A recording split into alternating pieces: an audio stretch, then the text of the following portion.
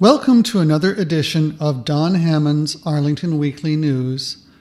Once again, I'm doing a variety of different character voices in a futile attempt to break up the monotony. Here's the lineup for this week. The news, of course, Community Bulletin Board, and 55 Plus News. That's the show. Now here's the social media reminder.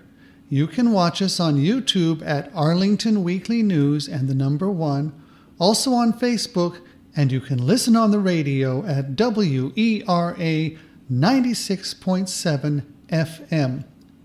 Now, on to the news.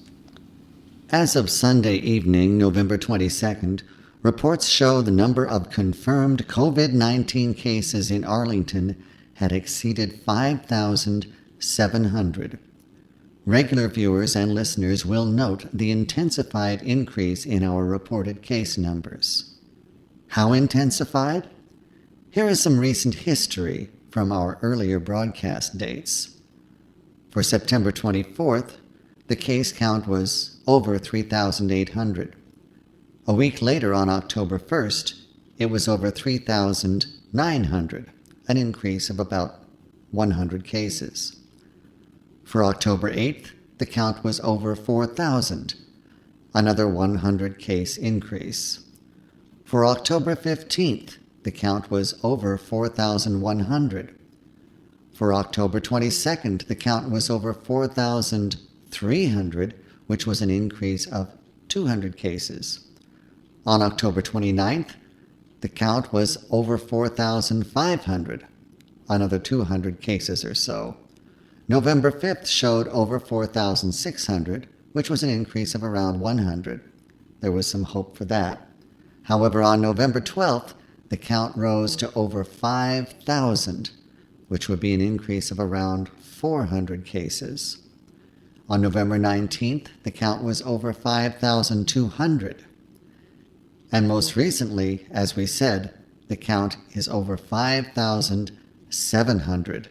which is an increase of around 500 cases.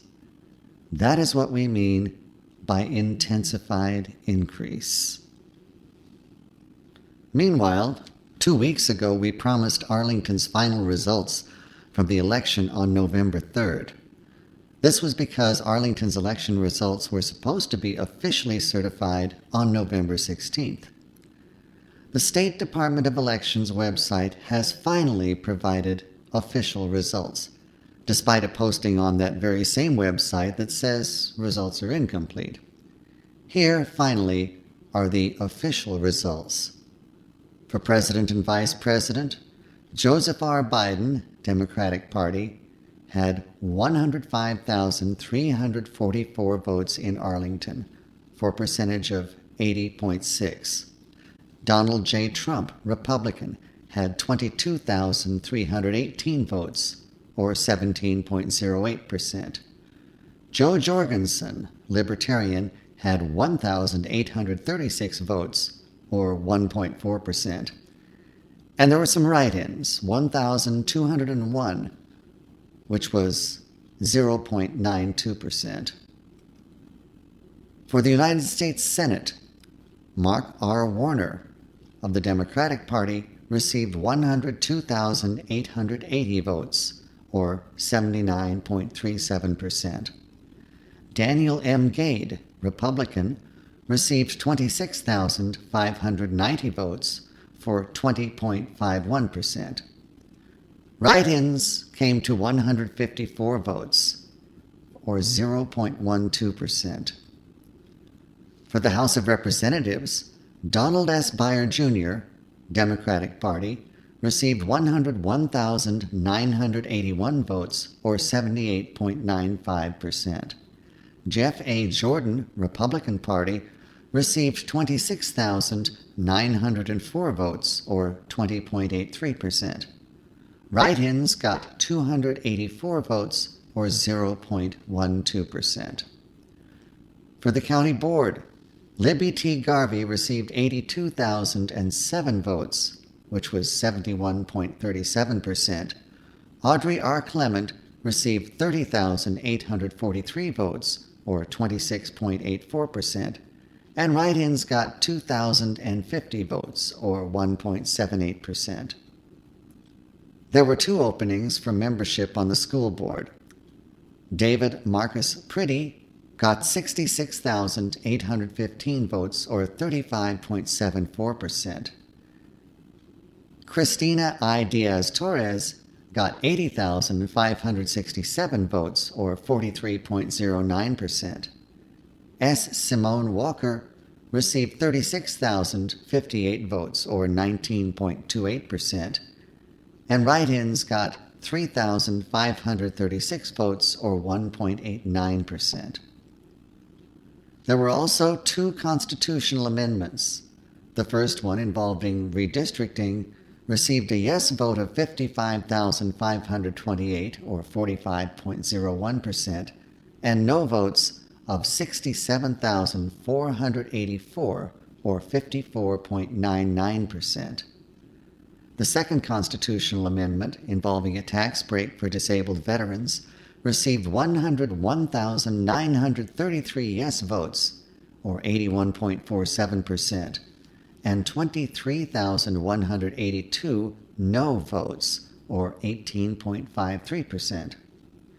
Then there were some bond issues. The bond issue for Arlington Public Schools received yes votes of 98,756, or 79.31%, and no votes of 25,757, or 20.69%. The bond issue involving community infrastructure received yes votes of 91,759, or 74.2%, and no votes of 31,903, or 25.8%.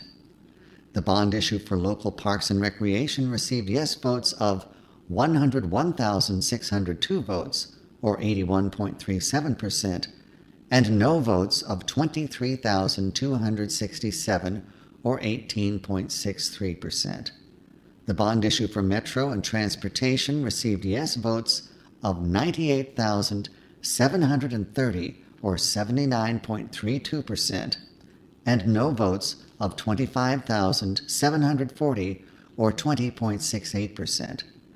Finally, the bond issue pertaining to stormwater received yes votes of 97,847, or 79.04%, and no votes of 25,948, or 20.96%.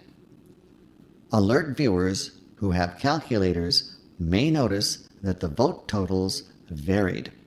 For example, the total of votes cast for president and vice president was 130,699, but the total of votes cast concerning stormwater was only 123,795. Apparently, not everyone voted on every issue. Elsewhere, as Arlington enters the holiday season, there are certain regular occurrences that have almost taken on a quality approaching tradition. One of these is the rush to stock and advertise Christmas trees, decorations, and other seasonal and faith-related merchandise. Another is the so-called Black Friday sale, which was originally coined to describe the habit of some employees of calling in sick on the day after Thanksgiving in order to obtain a 4-day weekend. A recent ad campaign even encouraged consumers to extend the concept of gift giving to buying automobiles for themselves. However, there is another phenomenon that is emerging with the season: theft. Arlington police have reported the theft of airbags from some 21 vehicles parked in a garage in the 4400 block of 4th Road North in the Buckingham neighborhood. The thefts are believed to have occurred overnight between November 18th and 19th. The selection of airbags for theft is attributed to their resale value on the so-called black market.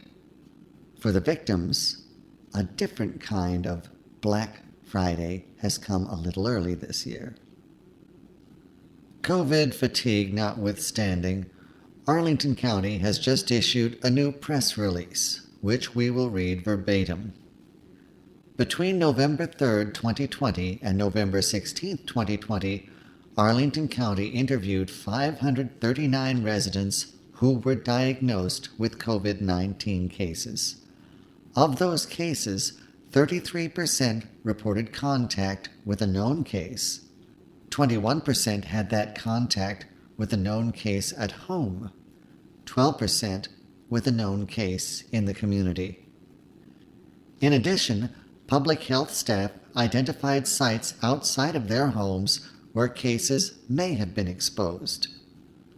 48% reported going to work.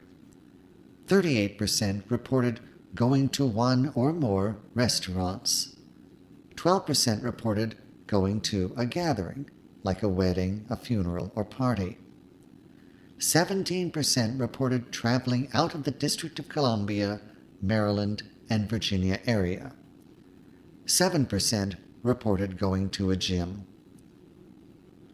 While these were common locations among Arlington cases interviewed, it does not mean that they were the definitive source for COVID-19 exposure in each individual case. As a reminder, correlation does not imply causation. These findings are similar to a recent report issued by the Centers for Disease Control and Prevention, also known as the CDC, which suggests that community exposures contribute to the spread of COVID-19. Given the recent rise in cases in the region, county public health officials remind Arlingtonians that social gatherings beyond your household bubbles makes germ spread more likely. In general, the more closely people interact with each other and the longer that interaction lasts, the higher the risk of COVID-19 spread. To protect against COVID-19 spread, everyone should avoid close contact with people who do not live in their household. Wear a mask, cloth face covering, and practice social distancing. And frequently and properly wash their hands. All Arlingtonians should do their part to abide by this public health guidance. And that is the end of the press release. Now it's time for more of our long-time seasonal feature. It's part 4 of the Leaf Collection Report, or as Old Ben calls it, the Suck Truck Cometh. The next neighborhoods visited by the Arlington Leaf Collection will be, from December 2nd through December 5th, Aurora Highlands, Claremont, Douglas Park, Glebewood, Highland Park Overley Knolls, Leeway Overley, Madison Manor, Old Dominion, Penrose, Waverly Hills, and Westover Village. Then, from December 5th through December 10th, the trucks will visit Ashton Heights, Barcroft, Bluemont, Cherrydale and the Cherry Valley Nature Area, Lyon Park, Lyon Village, Stafford Albemarle Glebe, and Terra Leeway Heights. We'll have more information next week. That's the news. Now it's time for Community Bulletin Board, or CBB. Hi, and welcome to CBB. Our first item is called Woodpeckers. This is a program for kids aged 3 to 5 years. It's one of the preschool programs that are offered throughout the year at both Gulf Branch and Long Branch nature centers. The theme for these preschool programs is repeated during the month, so please register for only one session at each nature center per month. Caretakers must stay with their child during the program, and registration is required. You can register online or call 703-228-4747. The activity number is 622-911-A. That's coming up on Friday, December 4th from 11 o'clock a.m. to 12 noon at Long Branch Nature Center at Glen Carlin Park, 625 South Carlin Springs Road. Our next program is called Nature's Ninjas, and this is one for families. You'll need to register both children and adults because the children must be accompanied by a registered adult.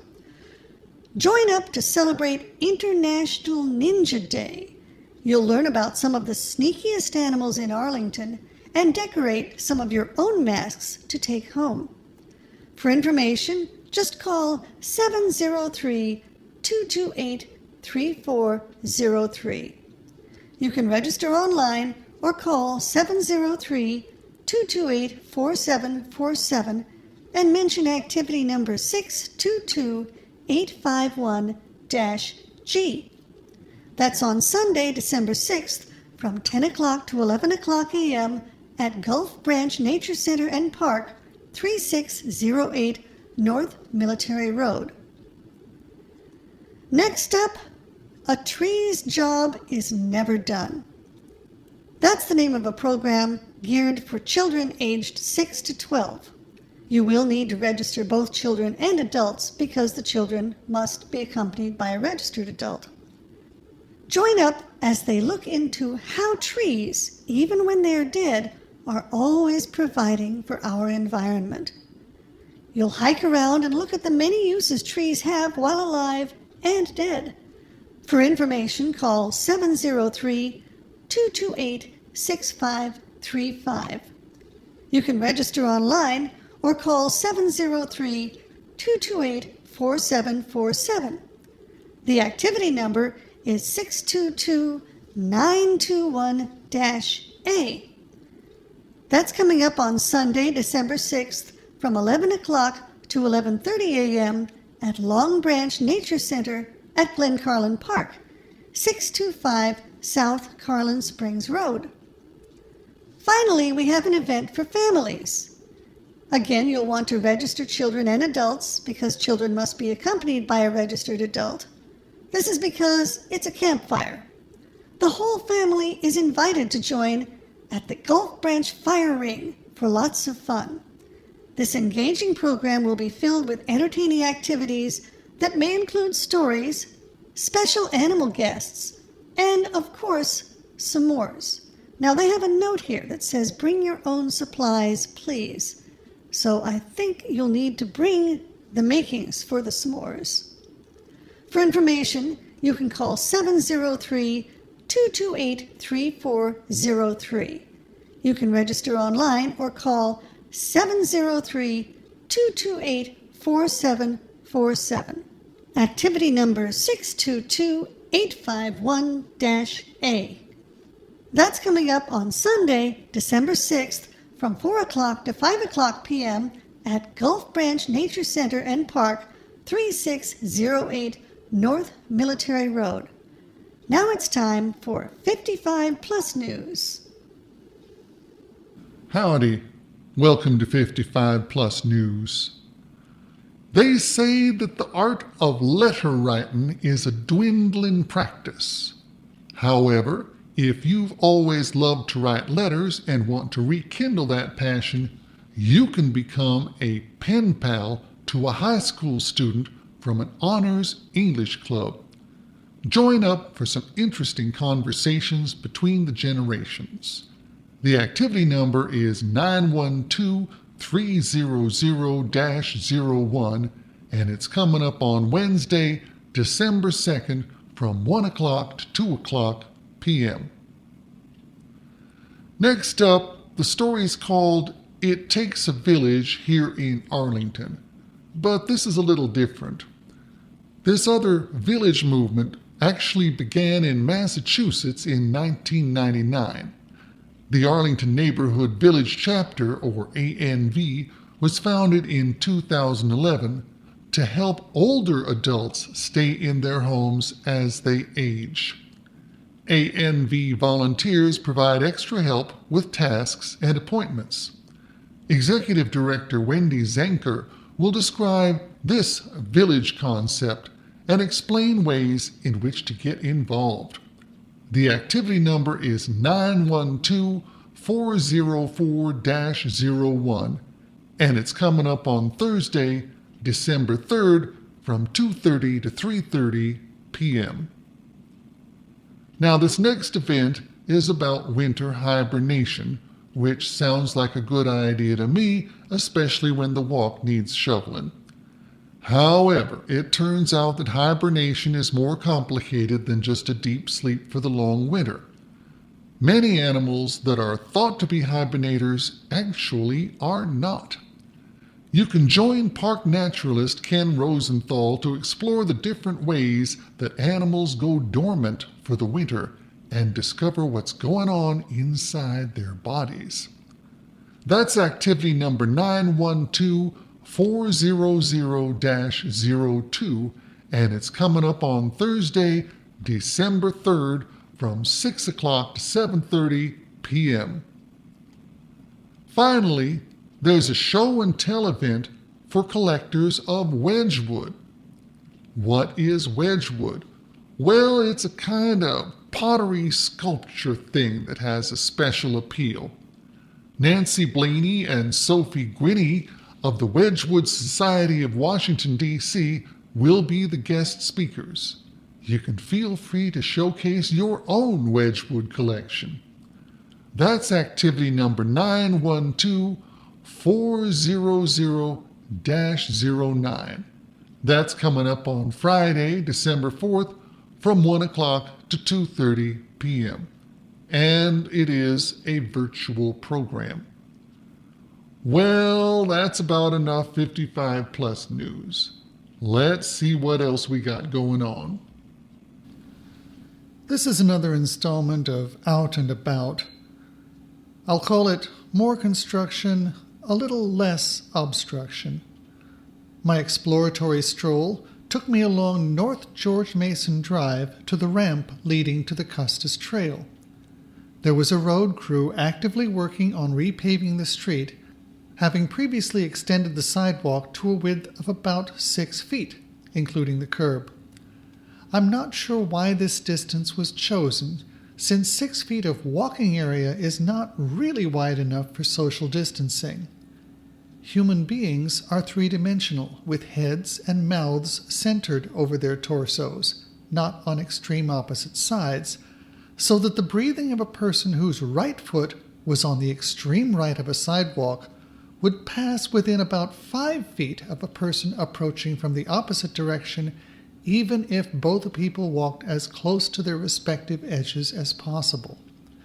At any rate, the road crew appeared to be working to even out the gaps between the new sidewalk and the disrupted pavement surfaces, even though they missed a couple of spots that could prove hazardous to cyclists.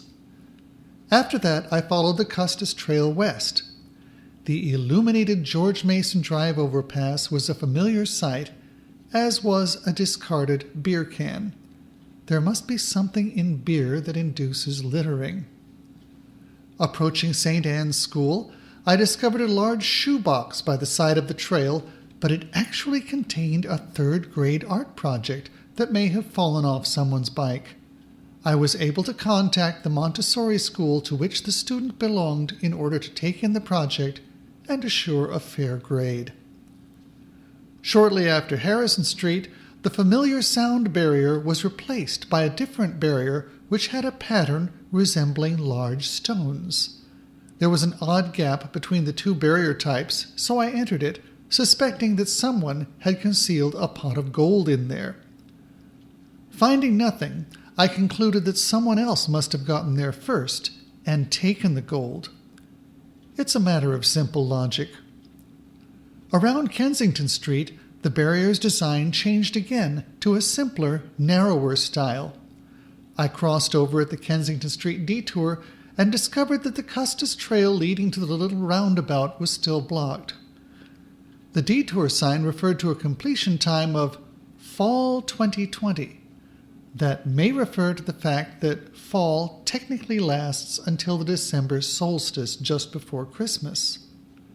The funny thing is that elsewhere, the signs on the restrooms say that they're closed during the winter months from November 15th through March 15th.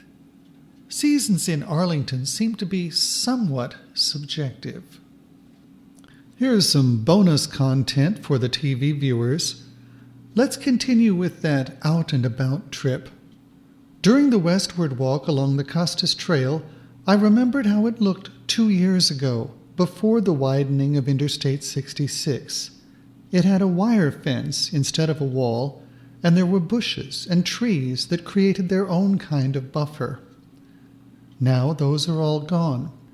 However, farther along, there is now an attempt toward replacing the lost greenery.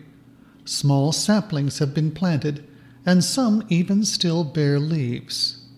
It seems like a nice gesture, but on the other side of the trail, there are mature trees that serve as a reminder of how many years it will take for these new additions to come anywhere near to replacing the canopy capacity, the wildlife habitat, the oxygen-generating ability of those trees and shrubs that were destroyed.